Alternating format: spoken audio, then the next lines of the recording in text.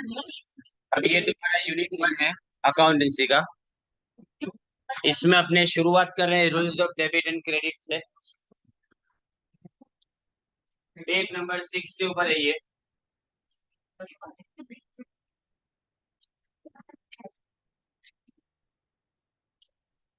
अब डेबिट का मतलब अपने क्या देखते हैं कि जब भी कोई अकाउंट के अंदर लेफ्ट साइड पे अपनी एंट्री करते हैं तो वो डेबिट है, और राइट साइड के ऊपर जो एंट्री करते हैं उसको अपने क्रेडिट बोलते हैं। बराबर। अब rules of debit and credit में हमारे पास तीन अलग अलग तरह के अकाउंट्स हैं। जो पहला अकाउंट है ना, वो कौन सा है? Personal account. दूसरा अकाउंट है वो रियल अकाउंट। और जो तीसरा अकाउंट है वो तुम्हारा nominal account.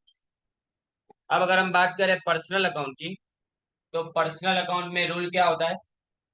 Debit the receiver and credit the giver.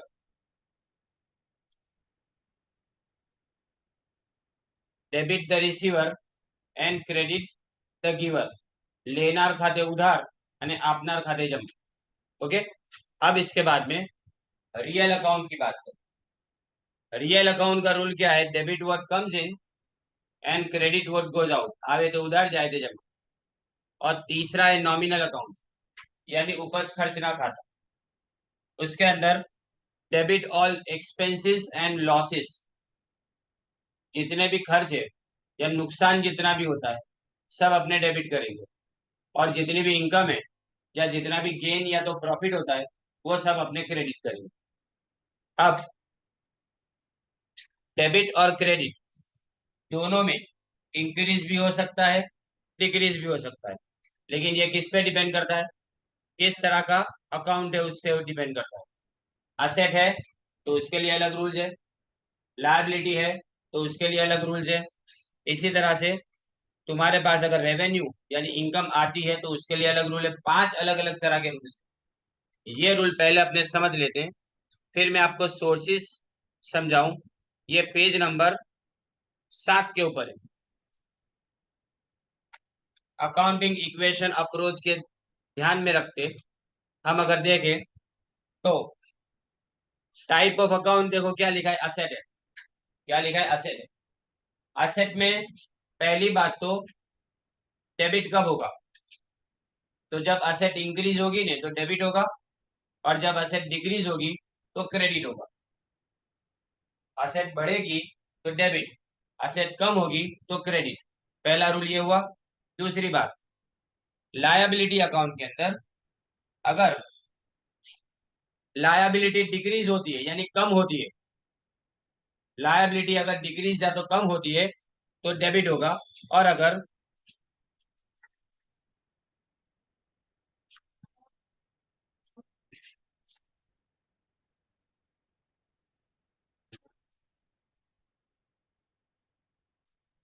Liability अगर डिक्रीज होगी तो डेबिट, और लायबिलिटी अगर इंक्रीज होती है तो क्रेडिट।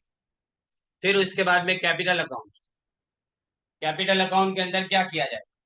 कैपिटल अगर इंक्रीज होती है तो क्रेडिट, लेकिन कैपिटल अगर डिक्रीज होती है तो डेबिट। बराबर। उसके बाद में रेवेन्यू यानी इनकम। रेवेन्यू यानी क्या? इनकम। तो इनकम अगर डिक्रीज होगी तो डेबिट, लेकिन इनकम अगर इंक्रीज होगी तो क्रेडिट। इसी तरह से एक्सपेंस अकाउंट में एक्सपेंस बढ़ेगा तो डेबिट, लेकिन अगर एक्सपेंस कम होगा तो क्रेडिट। ये सिंपल रूल्स है। अब वापिस 6 नंबर के पेज पे जाए। हम अगर दो अलग अलग अप्रोच देखें तो पहला अप्रोच है अकाउंटिंग इक्वेशन अप्रोच। अकाउंट के अंदर इक्वेशन बना के मतलब एक सूत्र बना के अपने उसको पूरा करें, तो ये इक्वेशन अप्रोच हुआ।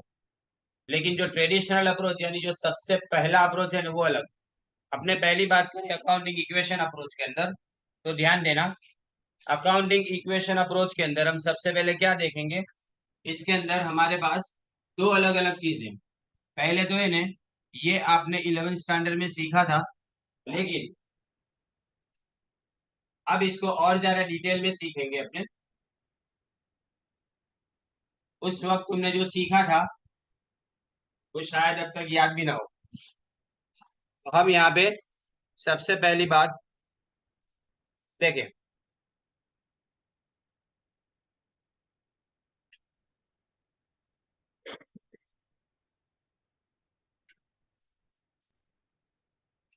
इसमें हमको कौन सी दो चीजों को इक्वल करना है, तो इसके ऊपर ध्यान दीजिए। रिसोर्स और सोर्स दोनों का मतलब पहले तो समझना जरूरी है।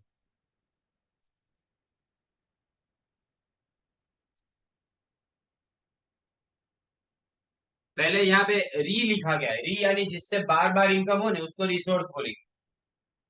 तुम कोई भी मिलकत खरीदते हो, कोई भी असेट अपने जब परचेस करते हैं, तो असेट परचेस करने के टाइम पे हम जो भी असेट एक बार खरीद लिया उसके बाद में उसके ऊपर से मिलने वाला बेनिफिट सालों साल मिलता रहेगा, बार बार वो बेनिफिट हमको मिलता रहेगा। तो इसलिए उसको रिसोर्स बोला जाता है, क्योंकि एक ही जगह से पैसा बार बार हमको जनरेट यानी उसके अंदर से इनकम जनरेट होती रहती है, इसलिए उसको क्या नाम दिया गया है, रिसोर्स नाम दिया गया। लेकिन मैं बात करूं सोर्स, सोर्स यानी पैसा कहाँ से आता है। बात समझो, तुम अगर बात करो तो यहाँ पे दो बाइफर्केशन करो, इसको मैं असेट्स बोलूं और इसको मैं बोलता हूँ इक्विटीज। इक्विटीज यानी पैसा जहां से लाया जाता है बिजनेस करने के लिए, ये खरीदने के लिए पैसा चाहिए, ये खरीदने के लिए पैसा चाहिए, और ये पैसा कहाँ से आएगा वो अपने को देखना है। इक्विटीज का मतलब क्या होता है, ध्यान दे। इक्विटीज यानी ये असेट को खरीदने के लिए जो पैसा चाहिए वो कहाँ से आएगा। अब पैसा दो जगह से आता है। पहली बात तो या तुम क्या करोगे, कैपिटल जिसको अपने क्या बोलेंगे, ओनर्स इक्विटी बोलेंगे। कैपिटल यानी ओनर्स इक्विटी। पीछे जा, पीछे जा। अरे भाई,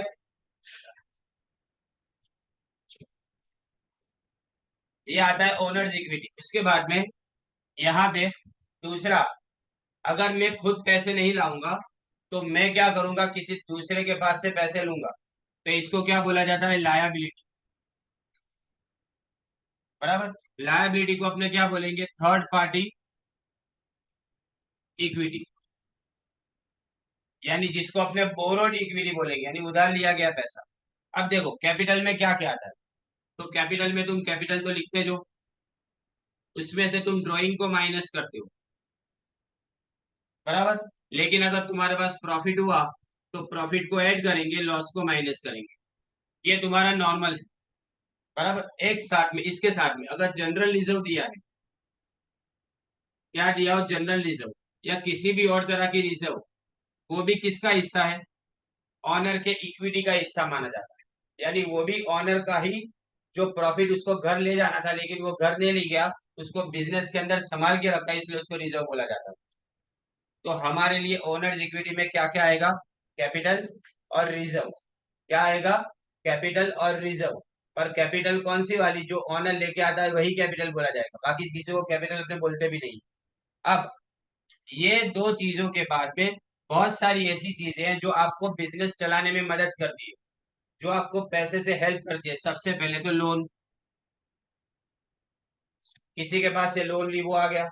पता है ये लोन जो है ना उसको अपने थर्ड पार्टी लायबिलिटी बोलते। थर्ड पार्टी लायबिलिटी का मतलब क्या हुआ, कि इसके पैसे ऑनर लेके नहीं आता, ना बिजनेस खुद उसके पैसे किसी को, बिजनेस के अंदर से ये पैसे जनरेट होते। पहला कौन, सबसे पहला बिजनेस, दूसरा ऑनर, और तीसरा बाकी सारे लोग, इसलिए इसको थर्ड पार्टी लायबिलिटी बोला।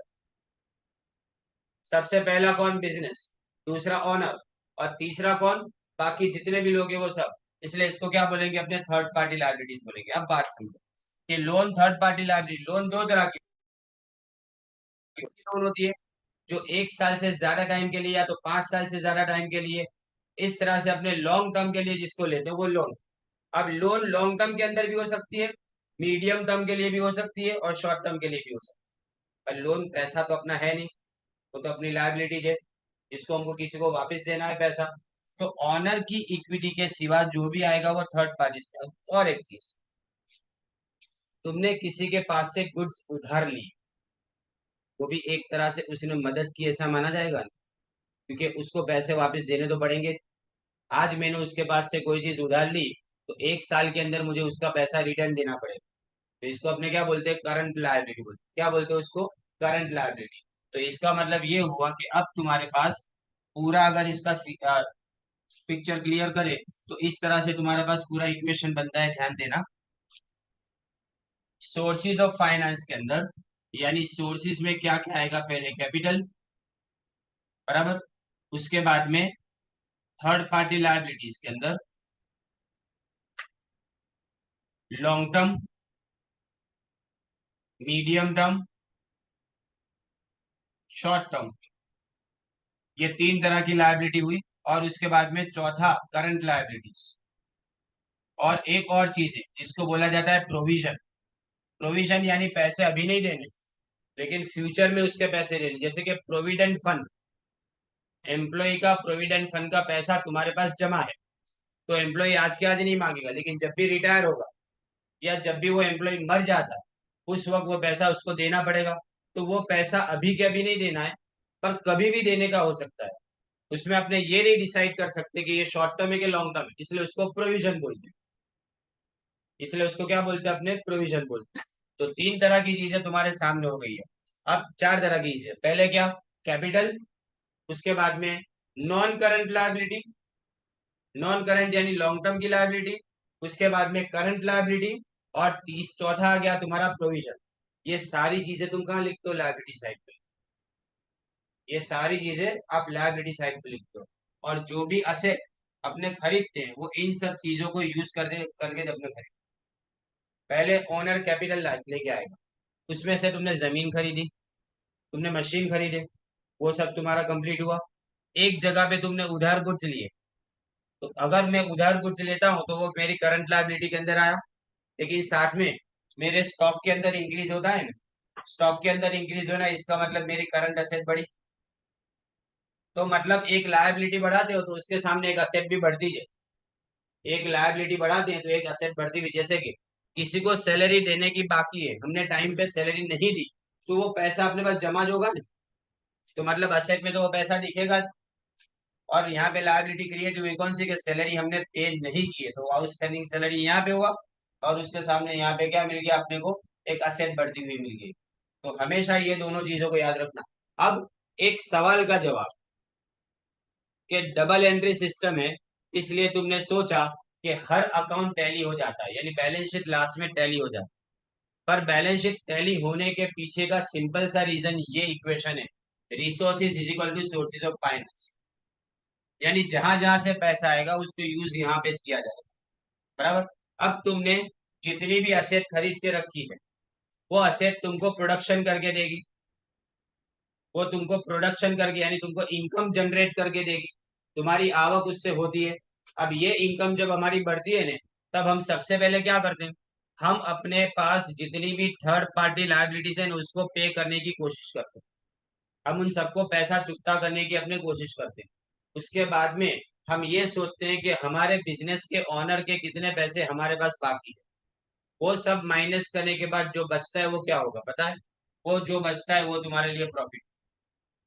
यानी profit is the difference, profit is the difference between asset and all liabilities including honours liability.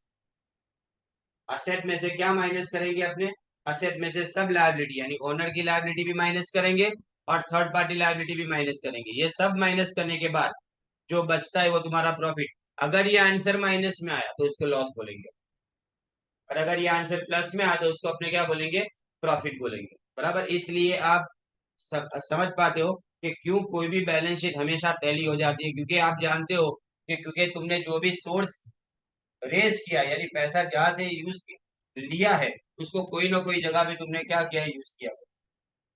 यानी सोर्स को तुमने रिसोर्स में तब्दील, सोर्स को क्या किया तुमने, रिसोर्स में तब्दील किया।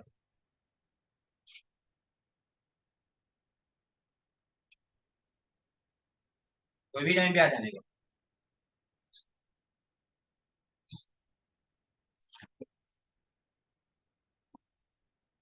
आगे, ये तुम्हारा रिसोर्स और सोर्स ऑफ फाइनेंस का ये पर्टिकुलर टॉपिक यहाँ पे कंप्लीट हुआ। देखो,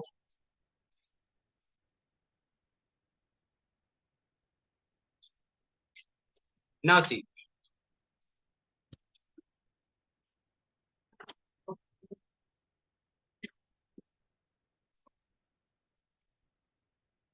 अब मैं इसमें जो लिखा है ना उसको पढ़ रहा हूं, ध्यान देना, हाथ में pencil. Accounting equation approach. An accounting equation is a statement of, underline करो, equality between assets and capital plus liability. अब तुमको याद आएगा कि तुम कौन सी इक्वेशन बनाते थे, A is equal to C plus L. A is equal to C plus L, इसमें सी का मतलब कैपिटल मतलब ओनर्स इक्विटी, और एल का मतलब लायबिलिटी मतलब थर्ड पार्टी लायबिलिटीज, बराबर। तो यहाँ पे अगर हमको देखना है तो रिसोर्सिस के अंदर क्या आएगा, रिसोर्सिस के अंदर असेट। अब असेट कौन सी तरह की, सबसे पहले तुम्हारी टेंजिबल असेट।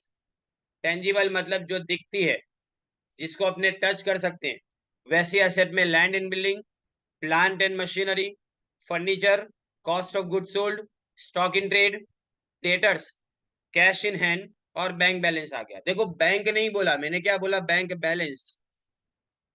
अगर मैं बैंक बोलता हूं ने, तो बैंक असेट नहीं है, बैंक क्या है, पर्सन है। बैंक पर्सन है, वो भी आर्टिफिशियल पर्सन। आगे देखेंगे अपने इसके अंदर। आज इसके ऊपर सबसे ज्यादा टाइम मैं इसलिए स्पेंड कर रहा हूं क्योंकि मैं जानता हूं कि अभी भी फंडामेंटल आप में से बहुत सारे लोगों का बिल्कुल डामाडोल 11th में ऑनलाइन किया था, आधा साल, बराबर नहीं। तो ये बैंक बैलेंस तुम्हारे लिए असेट है, पर बैंक तुम्हारी असेट नहीं। बैंक तुम्हारे लिए क्या हो जाता है, बैंक आर्टिफिशियल पर्सन हो जाता है। और इनटेंजिबल राइट्स, इनटेंजिबल असेट नहीं बोलते, इनटेंजिबल असेट को इनटेंजिबल राइट्स यानी हमारा हक है किसी के पास, जैसे कि पेटेंट है, पेटेंट, ट्रेडमार्क और कॉपीराइट, पेटेंट, ट्रेडमार्क और copyright, own by an enterprise and carrying probable future benefit, underline करो। तीन चीजें इसके अंदर, एक तो प्रोबेबल बताया गया है, प्रोबेबल बताया गया है, इसका मतलब कि मैं जानता हूं कि अगर मैं एसेट खरीदता हूं तो फिक्स नहीं है कि उसमें से रिटर्न मिलेगा, शायद बेनिफिट दे भी और शायद वो एसेट पड़ी भी रहे। कई बार घर में ऐसी चीज आ जाती है जिसको सालों तक अपने यूजर नहीं करते, तो उसका बेनिफिट तो होता नहीं है, पर फिर भी क्या होता है, नॉर्मली हम वो चीज को क्या करते हैं, अपने खरीद तो लेते हैं, पर हमने क्या सोचा कि इससे बेनिफिट मिलेगा। मैं तो घर की बात कर रहा हूँ, यहाँ अपने बात करनी है बिजनेस की। तो बिजनेस में हमने समझो फर्नीचर परचेस किया, और फर्नीचर अगर समझो कि 7 टेबल परचेस किया, उसमें से 2 टेबल के ऊपर कोई बैठने वाला नहीं है, उसके ऊपर काम करने वाला कोई नहीं है, तो मैंने सोचा था कि इससे बेनिफिट मिलेगा, तो प्रोबेबल का मतलब हो भी सकता है, नहीं भी हो सकता। 10, उसके अंदर क्या आएगा, फिक्स असेट भी आ गई और करंट असेट। तो अब इस हिसाब से तुम्हारे पास असेट के दो अलग अलग तरह से क्लासिफिकेशन, दो अलग अलग, पहले टेंजिबल इंटेंजिबल, दूसरा फिक्स और करंट। टेंजिबल इंटेंजिबल में करंट फिक्स सब इंक्लूड हो जाता है, लेकिन फिक्स और करंट के अंदर अपने देखे ने तो वो अलग चीज है, बराबर। हम दोनों को अलग अलग समझेंगे। अब सोर्सेज ऑफ फाइनेंस, जिसको अपने क्या बोलते हैं, इक्विटीज, इक्विटीज इंक्लूड, अंडरलाइन करो, इंटरनल इक्विटी, इंटरनल यानी ऑनर का खुद का पैसा, ऑनर का खुद का पैसा उसको क्या बोलेंगे अपने, इंटरनल इक्विटी। और internal sources and external equity और लायबिलिटीज, जिसको अपने एक्सटर्नल सोर्सेज बोलेंगे। Thus the aforesaid accounting equation may be express as, अब हमारे लिए क्या आया, asset is equal to equities, मैंने यहाँ पे ऊपर लिखा भी है, देखो, asset is equal to equities. फिर the asset or resources of business may be supplied by the owners and some may also be supplied by some other people। देखो पहले ओनर सप्लाई करेगा, जिसको अपने कहाँ पे लिख दिया, कैपिटल के अंदर लिख दिया, लेकिन जो बाहर वाले सप्लाई करते हैं उसको कहाँ पे लिखेंगे, अपने आउटसाइडर्स वाली इक्विटी यानी आउटसाइडर्स इक्विटी के अंदर लिखेंगे। Thus the indebtedness of the business to the owners, उसको अपने इंटरनल इक्विटीज बोलेंगे या internal liabilities, and the indebtedness to the outsider, indebtedness मतलब देऊ, किसी को पैसा देने का, और उसको इंडेटेडनेस बोला जाता है।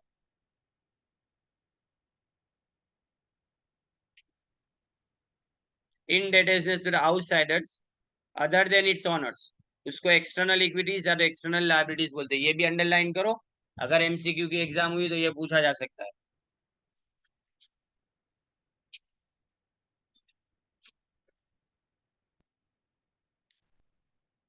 Therefore the above equation can also be री रिटर्न, यानी अगर उसको वापस लिखना हो तो इस तरह से लिखा जा सकता है, assets is equal to internal equities plus external equities.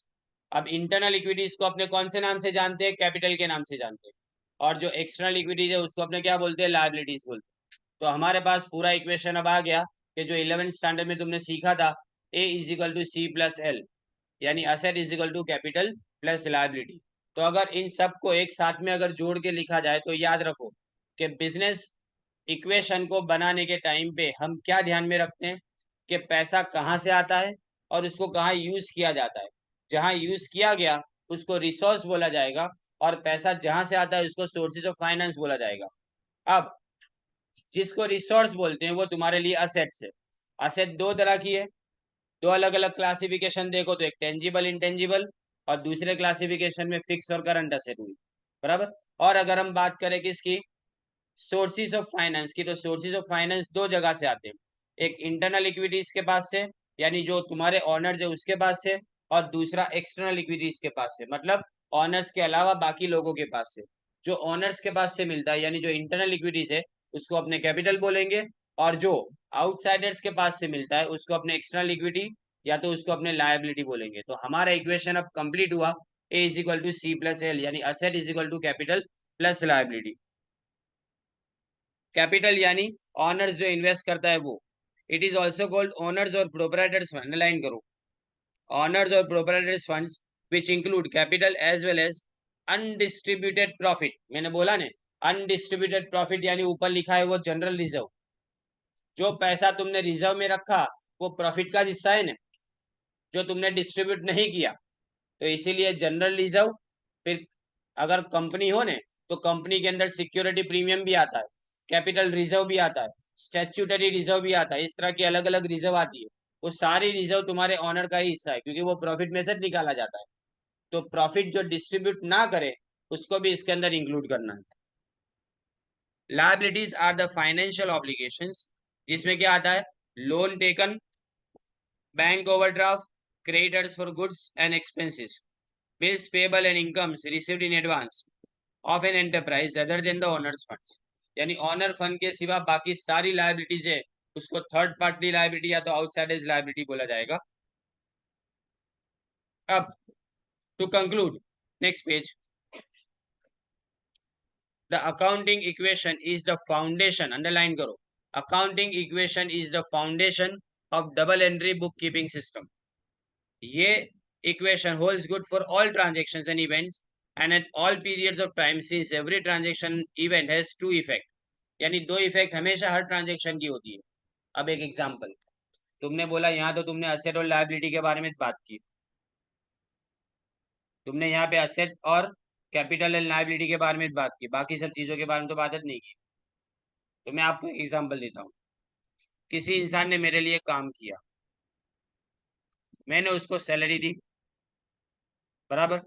जैसे उसने काम शुरू किया ने, जैसे उसने काम शुरू किया उस दिन से मैं उसकी तरफ लायबल हो जाता हूँ कि मुझे उसको अब पगार देना पड़ेगा। यानी मेरी लायबिलिटी कब क्रिएट हो जाती है? जब इंसान काम करना शुरू करता है उसी दिन से शुरू हो जाती है। और मैं उसको क्या प्रोवाइड कर रहा हूँ? मैं उसको पैसा दे रहा हूँ, मतलब मेरी असेट कम हुई, मेरी असेट कम हुई, और उसके साथ में मेरा एक्सपेंस हुआ। एक्सपेंस हुआ इसका मतलब मुझे अपने बिजनेस के अंदर से वो पैसे देने पड़े, मतलब प्रॉफिट का एक हिस्सा मुझे उसको देना पड़ा। सैलरी यानी प्रॉफिट का एक हिस्सा हुआ ने, और प्रॉफिट तुम किस में लिखते हो? कैपिटल में लिखते हो, बराबर। अब पूरा इक्वेशन बराबर ध्यान से समझो, जब मैंने किसी को भी सैलरी प्रोवाइड की तो सैलरी प्रोवाइड करने के टाइम पे जरा ध्यान से देखिए यार इसको,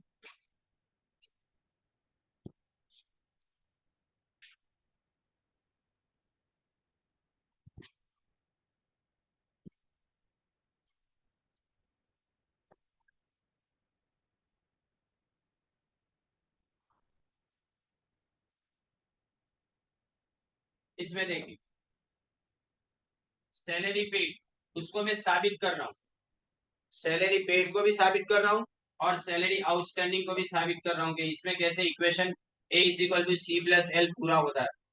सैलरी आउटस्टैंडिंग, पहले पेड की बात, जब मैं सैलरी पे करता हूँ तो कैश कम होगी,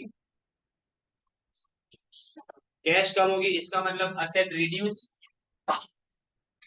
कैश कहाँ लिखते हैं, अपने असेट में लिखते हैं ना, करंट असेट बोलते हैं उसको। और जब मैं सैलरी किसी को पे करता हूँ, उससे क्या होता है कि मेरा एक्सपेंस होता है। अब एक्सपेंस होता है तो इसका मतलब प्रॉफिट रिड्यूस। और प्रॉफिट कहाँ लिखते हो तुम, कैपिटल के अंदर प्लस कर दो। प्रॉफिट को कहाँ पे प्लस करते हैं, अपने कैपिटल के अंदर प्लस करते हैं। तो इसका मतलब मैंने कैपिटल को भी रिड्यूस कर दिया। तो तुम्हारे सामने दो इफेक्ट आ गई, और वो भी कौन सी, सी और ए के अंदर इफेक्ट आई। यहाँ पे ये भी माइनस हुआ और ये भी माइनस हुआ, दोनों माइनस हुआ तो बैलेंस हो गया ना। दोनों प्लस होना चाहिए, दोनों माइनस होना चाहिए। सामने सामने की साइड पे हो तो दोनों प्लस होना चाहिए या दोनों माइनस होना चाहिए। पर ये प्लस और ये माइनस हो तो गलत, इक्वेशन ना बैठे। हाँ, लेकिन इसके अंदर अंदर प्लस माइनस करा सकते। जैसे कि तुमने क्या किया, इक्विटी शेयर इशू किए, ध्यान देना, और लोन भर दी। इक्विटी शेयर इशू किए और लोन तुमने पे कर दी। अब इक्विटी शेयर इशू करेंगे तो कैपिटल बढ़ेगी। इक्विटी शेयर यानी क्या हुआ, कैपिटल हुई। लेकिन अगर मैं लोन पे कर दूंगा तो लायबिलिटी कम हो गई। तो देखो, अंदर अंदर प्लस माइनस हो सकता है, एक ही साइड पे प्लस माइनस कर सकते हो, लेकिन सामने सामने या तो दोनों प्लस या दोनों माइनस। बराबर। अब और चीज, अगर समझो, ध्यान देना, कैश में तुमने गुड्स परचेज किए, तो कैश में गुड्स परचेज किए तो कैश भी कहाँ लिखते हो तुम, असेट में लिखते हो। और गुड्स भी तुम कहाँ लिखते हो, असेट में, स्टॉक में लिखते हैं ना अपने। बराबर, ये दोनों असेट है, यानी सेम साइड हो गई। दोनों असेट का मतलब सेम साइड। जब मैंने कैश में गुड्स को परचेज किया तो मेरे पास से कैश गई, लेकिन गुड्स आए ना, तो देखो सेम साइड पे प्लस माइनस हो सकता है, क्योंकि असेट साइड पे दोनों हुआ ना।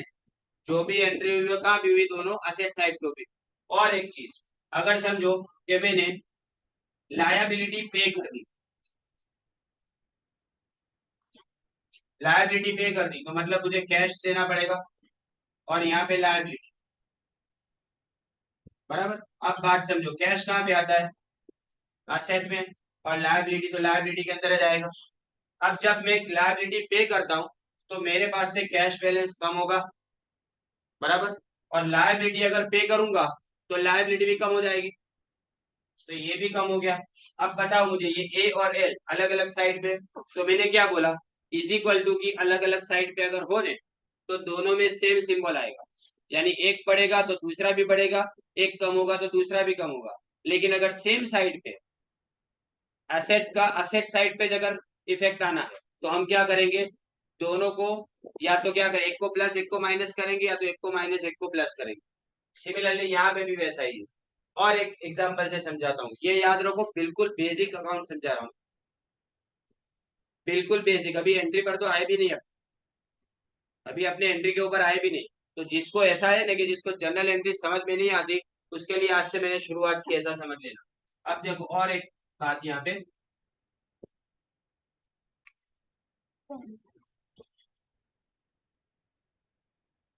जनरल रिजर्व में ट्रांसफर किया पैसा, जनरल रिजर्व में पैसा ट्रांसफर किया। अब जनरल रिजर्व कहाँ से निकालोगे तुम, प्रॉफिट में से निकालोगे। बराबर। जनरल रिजर्व कहाँ से निकालेंगे, अपने प्रॉफिट में से। इसका मतलब तुमने कैपिटल को माइनस किया, क्योंकि प्रॉफिट कहाँ लिखते हो, कैपिटल में प्लस कर दे। और जनरल रिजर्व अपने दूसरा कहाँ लिखते हैं, लायबिलिटी साइड पे लिखते हैं। जनरल रिजर्व कहाँ लिखते हैं, अपने लायबिलिटी साइड पे। पर याद रखो, ये ऑनर्स इक्विटी में आता है। किसमें आता है, ऑनर्स इक्विटी, यानी मालिक का खुद का हक है। जनरल रिजर्व अनडिस्ट्रीब्यूटेड प्रॉफिट बोला जाता है, कि प्रॉफिट का वो हिस्सा जो हमने डिस्ट्रीब्यूट ना किया, लेकिन हमने साइड पे इसलिए रखा कि फ्यूचर में अगर जरूरत पड़े तो उस पैसे को अपने यूज कर पाए। राइट। तो जनरल रिजर्व ओनर्स इक्विटी, इसका मतलब एक तरह की लायबिलिटी हो गई है। तो यहाँ तुम देख सकते हो कि यहाँ पे जब मैंने जनरल रिजर्व में ट्रांसफर किया तो जनरल रिजर्व तो बढ़ेगी ना, लेकिन कैपिटल कम हुई। तो देखो सेम साइड पे एंट्री आई, प्लस माइनस। तो बार बार जो समझा रहा हूँ उस पर ध्यान देना, कि अगर तुम जब भी फाइनल अकाउंट के अंदर भी जब भी एडजस्टमेंट की एंट्री करते हो ना, इसी बेस के ऊपर करते हो। मैंने उस वक्त भी तुमको समझाया था पर वो टाइम पे तुम किस कुछ लोगों को समझ में आता, कुछ लोगों को समझ में नहीं आता। उसके पीछे का कारण ये कि फंडामेंटल जानना जरूरी है इसके लिए। इसका जो बेसिक नॉलेज है ना वो तुम्हारे पास होना जरूरी है। अब मैं आपको एक बात बताऊं कि जब भी आग से कोई भी गुड्स जल जाते हैं, आग से कोई भी गुड्स जल जाते हैं, तो उसकी कौन कौन सी एंट्री करेंगे। जैसे कि एक एग्जांपल दूं, 7,000 के गुड्स बर्न बाय फायर, बराबर। मैं तुमको एंट्री बोलूं तो तुम क्या करते हो, परचेज में से माइनस करते हो, इसमें से परचेज में से माइनस करते हो, और पीएनएल अकाउंट में तुम क्या करते हो, पीएनएल अकाउंट के अंदर तुम डेबिट साइड पे उसकी एंट्री करते हो। अब मैं इसको equal to C plus L में समझाना चाहता हूँ। सोचो, परचेज किया तो स्टॉक बढ़ा, स्टॉक क्या है तुम्हारी एसेट के लायबिलिटी, असेट। अब जब भी गुड्स जल जाते हैं तो तुम्हारी इतनी असेट कम हो गई। इसका मतलब A is equal to C plus L के अंदर अगर मैं लिखूं तो इस इक्वेशन में ये असेट तुम्हारी कम हो गई, बराबर। अब जब मैं पीएनएल अकाउंट में कोई भी चीज डेबिट करता हूं तो वो मेरा एक्सपेंस या तो लॉस होता है। कोई भी एक्सपेंस या लॉस मेरे प्रॉफिट को कम करेगा। अगर कम करेगा तो इसका मतलब मेरी कैपिटल कम हुई, तो इसका मतलब यहाँ पे क्या हो गया। तो देखो A is equal to C plus L, दोनों अलग अलग साइड पे, अलग अलग साइड पे तो सेम साइन आ गई। कोई भी तुम इक्वेशन बोलो, हर बार हर इक्वेशन इसी तरह से साबित हो जाता है। कोई भी एंट्री इसी तरह से साबित करनी है, तो मतलब A is equal to C plus L इसलिए बोला जाता है इक्वेशन अप्रोच, क्योंकि ये इक्वेशन आपकी बैलेंस शीट को टैली करने में हेल्प करता है। और अगर तुम एंट्री गलत करोगे ना, तो यही से तुमको पता चल जाना चाहिए कि यहाँ पे मैं कोई चीज गलत करे जा रहा हूँ, क्योंकि A is equal to C plus L मेरा सेट नहीं हो रहा।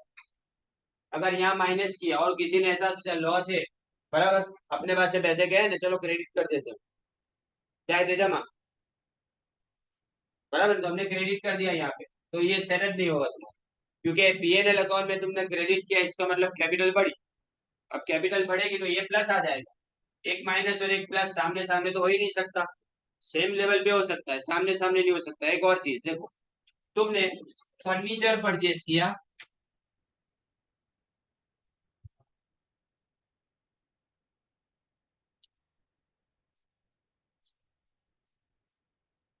इंश्योरेंस है ही नहीं ना अपने पास, मैंने कहा लिखा इंश्योरेंस, मैंने इंश्योरेंस का लिखा ही नहीं, मैंने टोटल लॉस की बात की। अगर हो तो बात अलग है, पर अपने तो अभी क्या बेसिक के ऊपर जा रहे हैं, कॉम्प्लेक्स एंट्री नहीं करनी है अभी, 3 दिन के अंदर वो भी समझ जाएगा, बराबर। पहले अपने क्या बेसिक, ये खाली एक ये जो पेज मैंने स्टार्ट किया है ना, ये 3-4 पेज के अंदर तुम्हारे 2 दिन लेक्चर्स होंगे। ये जो पेज मैंने आज स्टार्ट किया उसमें 3-4 पेज के अंदर तुम्हारे 2 दिन लेक्चर चले जाएंगे, समझो 3-4 लेक्चर चले जाएंगे, मैं तो बोलता हूँ। क्योंकि जितना डिस्कशन इसके ऊपर करेंगे ना, उतना अकाउंट एकदम परफेक्टली तुमको समझ में आ जाएगा, बराबर। इसलिए मैं इसको रिकॉर्ड भी कर रहा हूँ। अब बात समझो, यहाँ पे फर्नीचर परचेज लिखा है, ध्यान देना बराबर। अब फर्नीचर परचेज लिख दिया, पर ये नहीं लिखा कि तुमने उधार परचेज किया कि जमा, यानी तुमने कैश से परचेज किया। तो जब भी फर्नीचर परचेज होता है हम क्या समझ लेते हैं, कैश में परचेज कर लिया होगा, क्या समझ लेते हैं अपने कैश में। अब मैं दोनों तरह से अगर इसको समझाऊं तो देखो, A is equal to C plus L कैसे सेट होता है।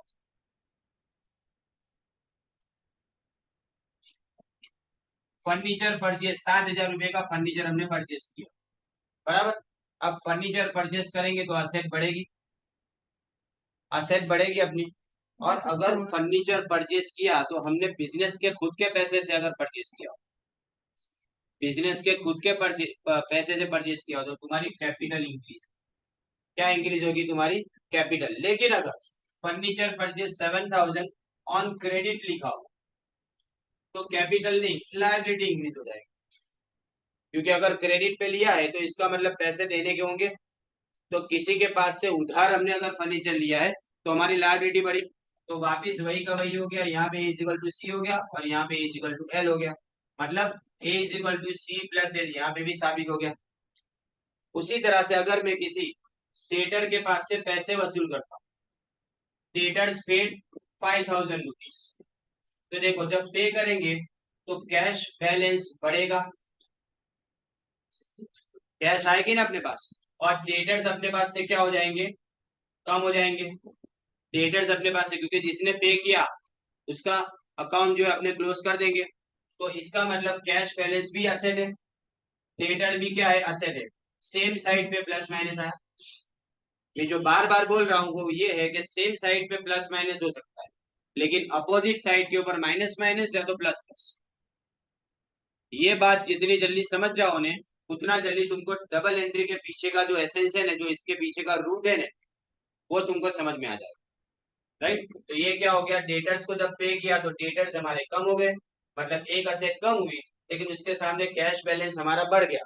तो अगर कैश बैलेंस बढ़ता है तो असेट दूसरी इंक्रीज हुई, एक असेट कम एक असेट बढ़ जाती है।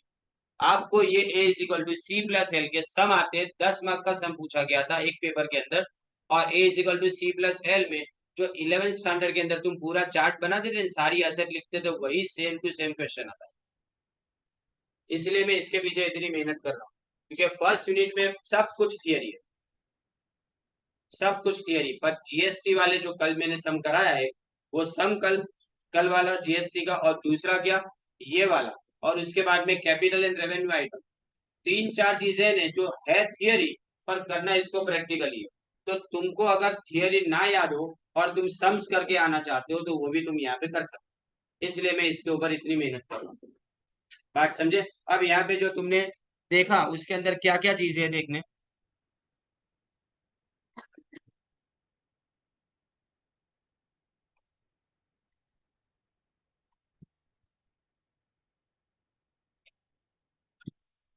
अब क्लासिफिकेशन ऑफ अकाउंट्स के ऊपर आया, देखो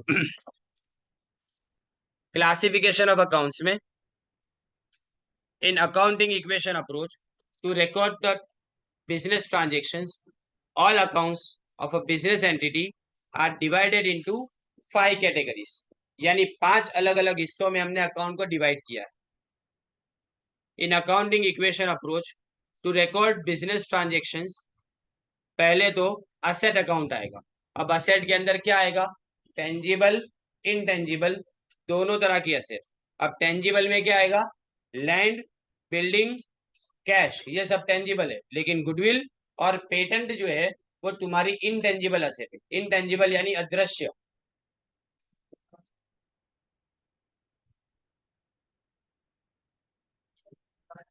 हाँ बस। फिर liability account, these accounts relate to the financial obligations of an enterprise towards outsiders. Financial obligation मतलब हमारी जवाबदारी दूसरे लोगों की तरफ क्या है, ऑनर की तरफ नहीं, दूसरे लोगों की तरफ हमारी जवाबदारी क्या है, वो लायबिलिटीज है। फिर कैपिटल, बिजनेस की जवाबदारी उसके ओनर्स की तरफ, कैपिटल यानी बिजनेस की जवाबदारी उसके ओनर की तरफ, उसमें कैपिटल भी आता है और ड्रॉइंग भी आ गया। फिर उसके बाद रेवेन्यू अकाउंट, रेवेन्यू यानी सब तरह की इनकम जो तुमने असेट्स में से जनरेट किए। अब तुम्हारे पास जमीन थी, उस जमीन बिजनेस की जमीन थी, उस बिजनेस की जमीन को तुमने किसी को भाड़े पे दिया। अब अगर तुमने उस जमीन को रेंट पे दिया, तो वहां से जो रेंट मिलता है वो तुम्हारी इनकम यानी रेवेन्यू हो गया, यानी असेट में से रेवेन्यू जनरेट हुआ। तुमने परचेज किया तो स्टॉक बढ़ा, उस स्टॉक को तुमने बेचा यानी असेट को तुमने बेचा, प्रॉफिट से बेचा, तो जो पैसे आए वो तुम्हारी इनकम यानी वो रेवेन्यू हो गया। इसी तरह से तुमको इंटरेस्ट मिलता है, तुमने इन्वेस्टमेंट किया, बिजनेस के पास पैसे जमा थे, वो पैसे को तुमने किसी जगह पे इन्वेस्ट किया। अगर इन्वेस्ट करता हूं तो वहां से मुझे इंटरेस्ट या तो डिविडेंड मिलेगा। डिविडेंड कब मिलेगा, अगर मैं शेयर में इन्वेस्ट करता हूं तो डिविडेंड मिलेगा, लेकिन अगर मैं सिक्योरिटीज दूसरी जो है उसके अंदर इन्वेस्ट करता हूं, किसी को लोन देता हूं, या तो किसी बैंक में मैं डिपॉजिट रखता हूं, तो वहां से मुझे इंटरेस्ट मिलेगा। ये सारी बिजनेस की इनकम है। क्योंकि मैं पहले क्या बोला, मैंने कंडीशन आगे रख दी कि ये सारे पैसे बिजनेस के हैं। अब ऑनर के पैसे हो, उससे उसने जमीन खरीदी और उससे भाड़ा मिलता है उसको, तो वो उसके घर पे जाएगा, बिजनेस में नहीं आएगा। वो बिजनेस की इनकम नहीं, वो ऑनर की खुद की इनकम होगी। बराबर। इसमें सेल्स है, discount received, dividend received, interest received, royalty received, ये सब आता है। फिर पांचवा एक्सपेंस अकाउंट, एक्सपेंस अकाउंट यानी purchase account, discount allowed, royalty paid यानी सारे एक्सपेंस और सारे नुकसान भी। जैसे अभी तुमने देखा यहाँ पे कि गुड्स अगर जल जाते हैं तो उससे जो नुकसान हुआ वो भी एक तरह का लॉस है ना, वो लॉस भी तुम्हारा किस में आएगा, एक्सपेंस अकाउंट के अंदर आएगा। तो ये अकाउंटिंग इक्वेशन अब तुम्हारे जो मैंने स्टार्टिंग में जो बताया तुमको टेबल, वो अब तुम्हारे दिमाग में आएगा। देखो कि असेट अकाउंट में इंक्रीज इन असेट डेबिट होगा। अब increase in asset debit debit क्यों होगा पहले वो बताया, क्योंकि वो तुमने अभी तक देखा नहीं। मैंने स्टार्टिंग में बोल तो दिया कि तीन अलग अलग तरह के अकाउंट है। पहला कौन सा, personal account, debit the receiver credit the giver, बराबर। दूसरा बोला मैंने रियल अकाउंट, तो debit what comes in credit what goes out. और तीसरा मैंने बोला नॉमिनल अकाउंट, नॉमिनल अकाउंट में expenses and losses are debited and incomes and profits and gains are credited, वो मैंने बोल दिया। पर उसके बेस के ऊपर ये तुमने 5 अलग अलग एंट्रीज बनाई है। पता है तुमको ये क्वेश्चन भी पूछते हैं, ये 5 मार्क्स का क्वेश्चन, कि इसमें कौन सी चीज पे क्या इफेक्ट आएगी। खाली 5 एंट्री होती है, खाली इंक्रीज हुआ कि डिक्रीज हुआ वो बता के छोड़ देना, राइट। तो फर्स्ट यूनिट अगर बात करें ने, समझ लो उसको बराबर से, तो फर्स्ट यूनिट बहुत आसान है, क्योंकि सेकंड यूनिट में तुमको पता है फाइनल अकाउंट से। और तीसरे यूनिट के अंदर अभी तक जो सिलेबस होता था उसमें 5 चैप्टर होते थे, 5 चैप्टर होते थे। इसके अंदर भी तुम्हारे टोटल मिला के 6 टॉपिक है, यानी 6 चैप्टर हो गए। ये तुम्हारा एक टॉपिक आज खत्म हुआ। ये क्या हुआ तुम्हारा, rules of debit and credit वाला नहीं, ये सिंपल क्या हुआ तुम्हारा, अकाउंटिंग इक्वेशन का अप्रोच जो है वो तुम्हारा खत्म। अब आगे देखोगे तुम इसके बाद, तो ट्रेडिशनल अप्रोच आता है। ट्रेडिशनल यानी जो सालों से तुम सीखते चले आ रहे हो वो, बराबर। पर उसके पहले हमें इसके ऊपर का डिस्कशन कंप्लीट कर लेते हैं। अब मैं तुमको इसकी प्रैक्टिस बता रहा हूँ कि कैसे इसके अंदर A is equal to C plus L अपने कंप्लीट करना है। इसका रिकॉर्डिंग नहीं होगा।